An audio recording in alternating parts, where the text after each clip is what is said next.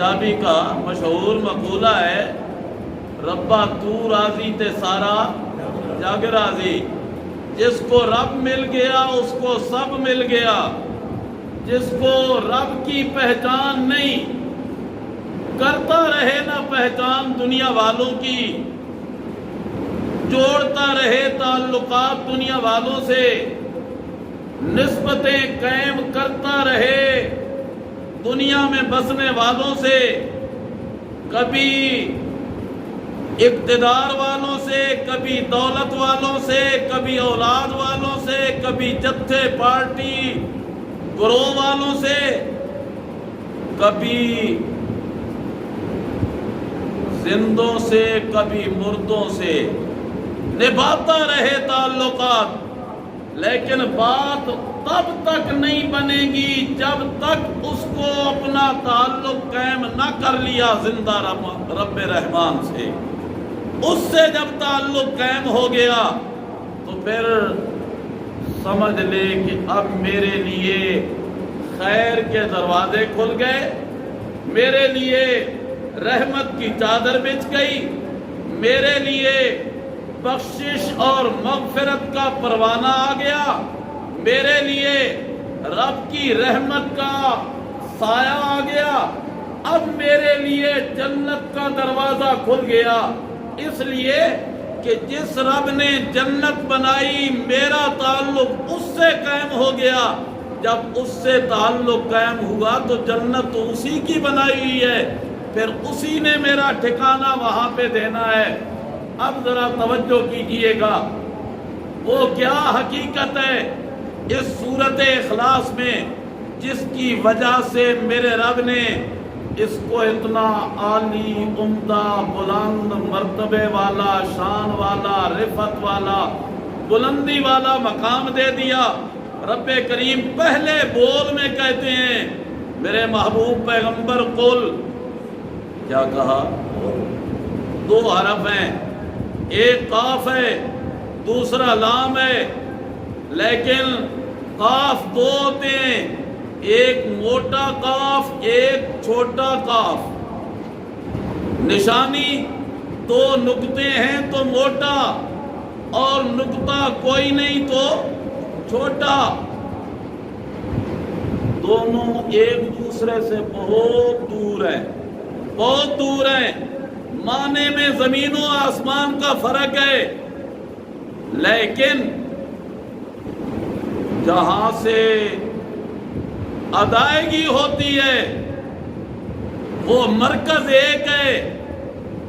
قل کا بھی مرکز وہی، کل کا بھی مرکز وہی، لیکن جب دو نقطوں والا قاف آئے گا تو معنی یہ بن جائے گا کہ میرے محبوب پیغمبر کہہ دیجئے، اعلان کر دیجئے، زبان آپ کی ہو، فرمان میرا ہو، بیان آپ کا ہو، قرآن میرا ہو، میرے محبوب پیغمبر لسان آپ کی چلے، حکم میرا امت تک، بندوں تک پہنچے۔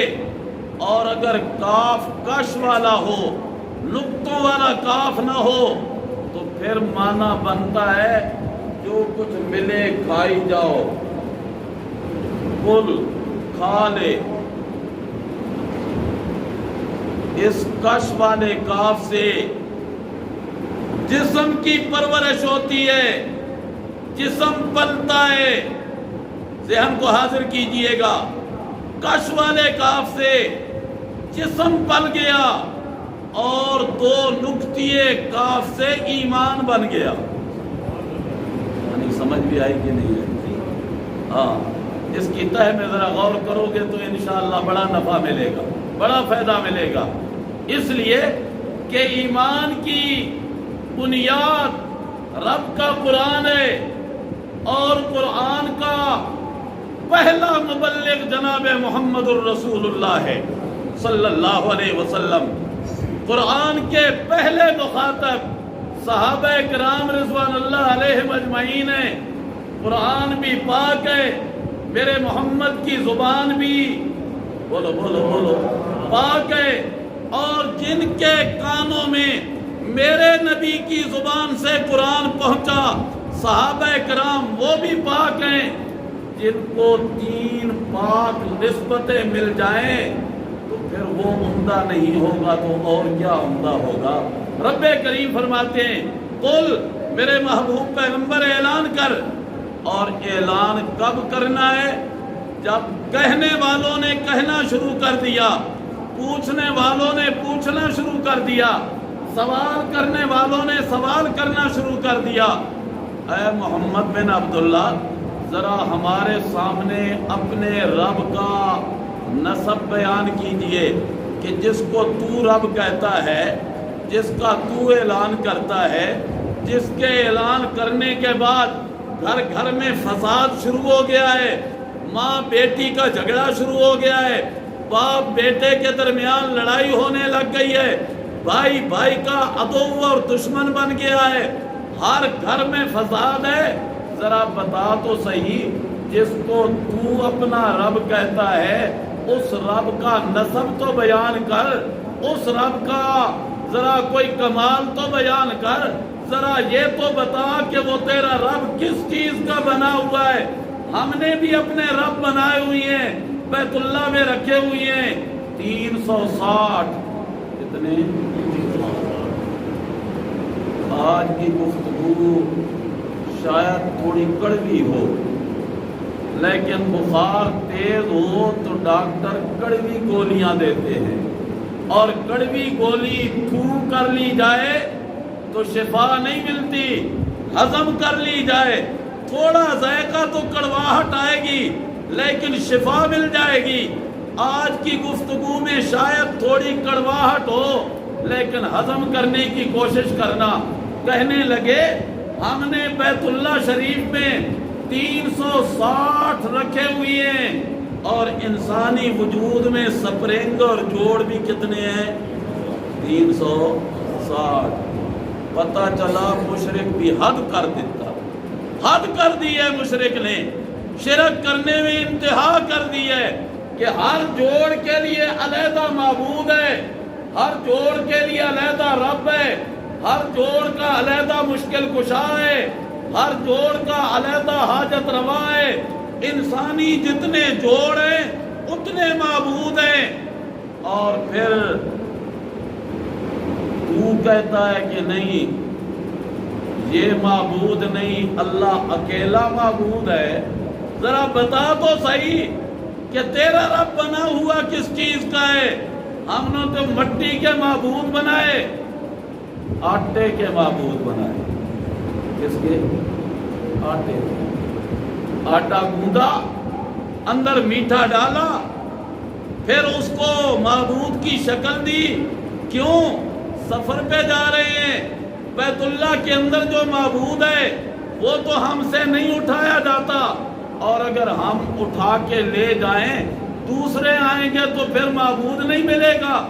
اس جیسا معبود چھوٹا سا بنا کے جو بیگ کے اندر آ جائے، ٹیچی کیس کے اندر آ جائے، رکھ دیا۔ سفر پہ چلے گئے، سفر پہ توشے میں کھانا دانا ہے، سفر کا خرچ ہے۔ جب وہ زیادہ راہ ختم ہو گیا، اب کیا کیا جائے؟ ابھی چند دن سفر کے باقی ہیں، توشہ ختم ہو گیا، آبادی قریب ہے کوئی نہیں۔ اچھا، قافلے کا امیر، کس کا؟ جماعت کے ساتھی ناراض نہ ہونا۔ قافلے کا امیر مشورہ کیا، اس سے پوچھا کہ جناب اب کیا کیا جائے؟ بھوک ستاتی ہے، کھانے کو ہے کچھ نہیں۔ وہ کہتا ہے اچھا اپنے اٹیچی کیس کھولو، بیگ کھولو، اندر سے معبود نکالو، اس سے پتہ کرتے ہیں۔ معبود ہے گوندے ہوئے آٹے کا پکا ہوا معبود ہے، اندر میٹھا ڈلا ہوا۔ اچھا ایسے کرو کہ معبود صاحب کی ایک بازو کھا لو، کچھ گزارا ہو جائے گا۔ چند میل اور چل پڑو گے، تھوڑا اور سفر ہوا، دوسرا معبود کھا، دوسرا بازو کھا لیا، ٹانگ کھا لی، جگر چبا لیا، سر کھا لیا، اور جب معبود ہضم ہو گیا، اب بھوک لگی، اب کیا کریں؟ اب سٹ پٹا گئے، نہ امیر صاحب کوئی بات بتاتے ہیں، نہ قافلے کے لوگ کوئی بات بتاتے ہیں، اب کیا کیا جائے گا؟ اللہ اللہ، اب پتہ نہیں ہمارا کیا بنے گا، چلو چلتے ہیں، دیکھی جائے گی۔ اللہ کریم فرماتے ہیں وہ لوگ جو اتنے رسیا تھے، شرک میں اتنے گھسے ہوئے تھے، وہ جو اپنے معبود اپنے ہاتھوں سے بنانے والے تھے، ان کو جب رسول اللہ کی دعوت پہنچی، پیغام پہنچا، تو آ کے کہنے لگے ذرا اپنا رب بھی بتا، تیرا رب کس چیز کا بنا ہوا ہے؟ سونے کا ہے، چاندی کا ہے، لوہے کا ہے، تانبے کا ہے، آٹے کا ہے، مٹی کا ہے، پتھر کا ہے، کس چیز کا بنا ہوا ہے؟ سائل سوال کر رہے ہیں، رب کریم نے جبریل کو بھیج کر یہ سورت اتار کے جواب دیا ہے۔ اب سوال آپ کے ذہن میں آ گیا سوال ذہن میں، اب سنیے جواب۔ رب کریم فرماتے ہیں میرے محبوب پیغمبر قل، سوالوں کے جواب میں کہہ دیجئے، پوچھنے والوں کے سوال کا جواب دے دیجئے، زبان تیری ہونی چاہیے، بیان میرا ہونا چاہیے، اس لیے کہ انہوں نے میرے بارے میں پوچھا کہ رب کس چیز کا بنا ہوا ہے۔ قل هو اللہ احد، کہہ دے میرے پیغمبر ہوا اللہ، کہو نا ہوا اللہ، ہوا اللہ، وہ اللہ ہے، وہ کسی چیز سے بنا ہوا نہیں، ساری کائنات کو بنانے والا، وہ خود کسی چیز کا بنا ہوا نہیں، ساری کائنات کو هو اللہ، هو اللہ، محبت سے هو اللہ۔ سورت اخلاص نمازوں میں پڑھتے رہتے ہو، آج ذرا دل کے دریچے کھول کے سنیے گا، سورت اخلاص کہتی کیا ہے، پیغام کیا دے رہی ہے، میسج اس میں کیا ہے۔ اللہ فرماتے میرے پیغمبر اعلان کر کے کہہ دے ہو اللہ، وہ اللہ ہے۔ منکرو، تمہیں جواب مل گیا، جو رب کو مانتا ہی نہیں اس کو بھی جواب مل گیا، جو رب کو مانتا تو ہے مگر رب کے قدیم ہونے کا قائل نہیں اس کو بھی جواب مل گیا، جو رب کے قدیم ہونے کا تو قائل ہے مگر کائنات کے نظام کو اکیلا بنانے چلانے میں وہ اسے مانتا نہیں ہے، اس کو بھی جواب مل گیا، ہو اللہ، وہ اللہ، احد، کیا ہے؟ احد، قل هو اللہ احد، احد فی ذاتہ، احد فی صفاتہ، احد فی کمالاتہ، احد فی حیاتہ، احد فی قدرتہ، وہ اپنی ذات میں اکیلا، اپنی صفات میں اکیلا، اپنی قدرتوں میں اکیلا، اپنے اختیارات میں اکیلا، اپنی دائمی حیات میں اکیلا، احد، اس کا ساجی اور شریک کوئی نہیں۔ جب اس کا شریک ہی کوئی نہیں تو پھر یہ پتھر کی مورتیاں کہاں مقابلہ کریں؟ وہاں تو زندہ مقابلہ نہیں کر سکتے، جن کی ابتدا بھی ہے انتہا بھی ہے، پیدائش بھی ہے موت بھی ہے، سکھ بھی ہے دکھ بھی ہے، بیماری بھی ہے صحت بھی ہے، بچپن بھی ہے لڑکپن بھی ہے، جوانی بھی ہے بڑھاپا بھی ہے، یہ ساری باتیں ہوتی ہیں یا نہیں ہوتی؟ دونوں ہوتی ہیں، لیکن میرا رب ابتدا سے بھی پاک، انتہا سے بھی پاک، پیدائش سے بھی پاک، موت سے بھی پاک، بیماری سے بھی پاک، دکھ سے بھی پاک نہیں، ساری کائنات کے بیماروں کو شفا دینے والا ہو اللہ، ساری کائنات کے نظام کو بنا کے اکیلا چلانے والا ہو اللہ، ساری کائنات کے دکھوں کا مداوع کرنے والا ہو اللہ، ہو اللہ احد۔ دوسرا جملہ اس کی تشریح ہے، اس کی توضیح ہے، اس کی تفصیل ہے، اللہ الصمد۔ مانا کرتے ہیں اللہ بے نیاز ہے، اللہ بے پرواہ ہے، مرضی آئے کرے، مرضی آئے روکے، مرضی آئے مانے، مرضی آئے نہ مانے۔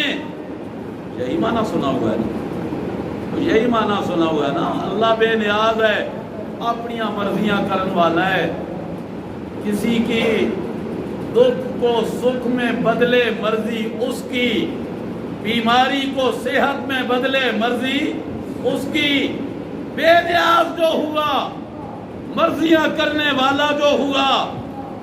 آؤ ذرا ایک معنی تمہیں وہ بتلاتا ہوں جو معنی کیا رسول اللہ کے چچا کے بیٹے حضرت عبداللہ ابن عباس نے رضی اللہ تعالی عنہ۔ کون عبداللہ ابن عباس؟ نبی کے چچا کا بیٹا ہے، سینے پہ نبوت کا ہاتھ ہے، پشت پہ پیغمبر کا ہاتھ ہے، اور ہاتھ بھی وہ عظمت والا ہاتھ ہے جو ابو ہریرہ کی ماں کی ہدایت کے لیے اٹھتا ہے۔ ابو ہریرہ گھر میں بعد میں پہنچتے ہیں، نبی کے اٹھے ہوئے ہاتھ کی دعا پہلے پہنچ جاتی ہے۔ ہاتھ وہ عظمت والے ہیں۔ جمعے کا خطبہ ہے، مجمع میں سے ایک شخص اٹھتا ہے، کہتا ہے یا رسول اللہ ہلاکت الاموال، مال مر رہے ہیں،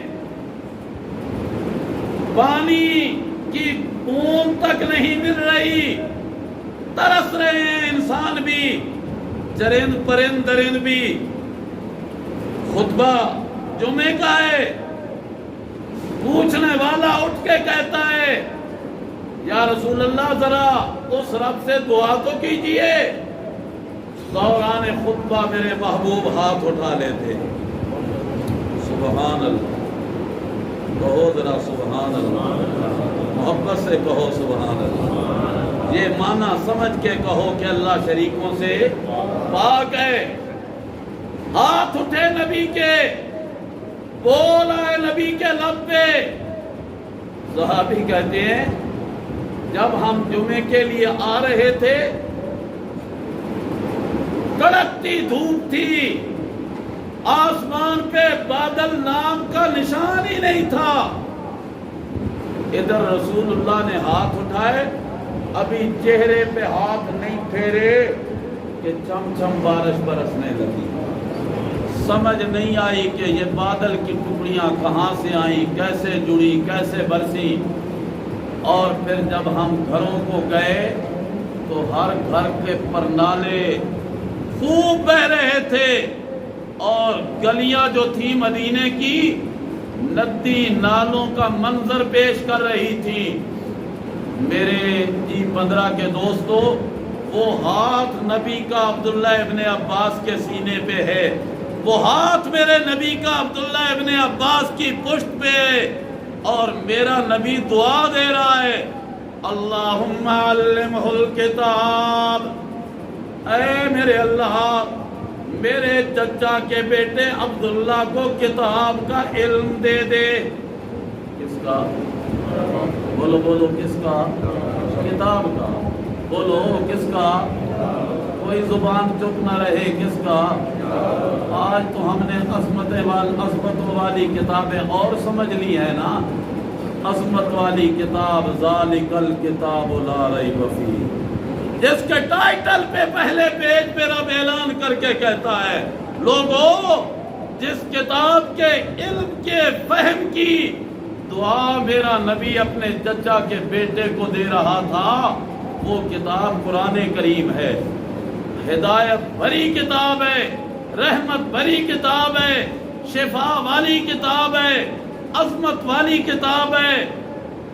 دعا نبی نے دی، اور پھر عبداللہ ابن عباس نبی کی دعاؤں کا محبت بننے والا اللہ الصمد کا معنی کر رہا ہے. صمد کا معنی کیا. حضرت عبداللہ ابن عباس نے فرمایا الذی یصمد الیہ فی الحاجات. صمد اس ذات کو کہتے ہیں جس کی طرف ضرورتوں میں ساری کائنات پہنچے وہ صمد ہوتا ہے. وہ کیا ہوتا ہے؟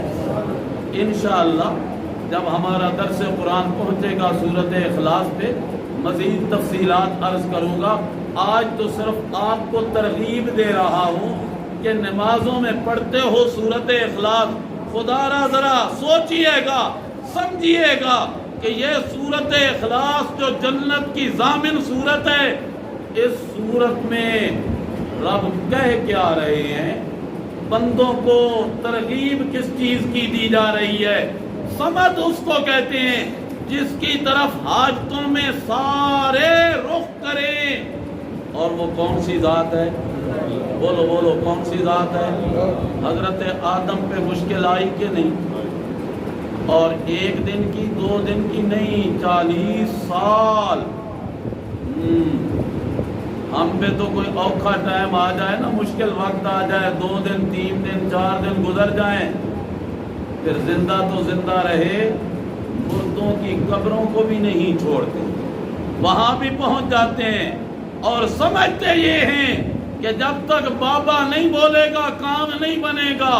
مگر قربان آدم، بابا آدم، پوری کائنات کا، کائنات انسانی کا بزرگ آدم علیہ السلام 40 سال تک دروازہ کس کا کھٹکھٹاتا رہا؟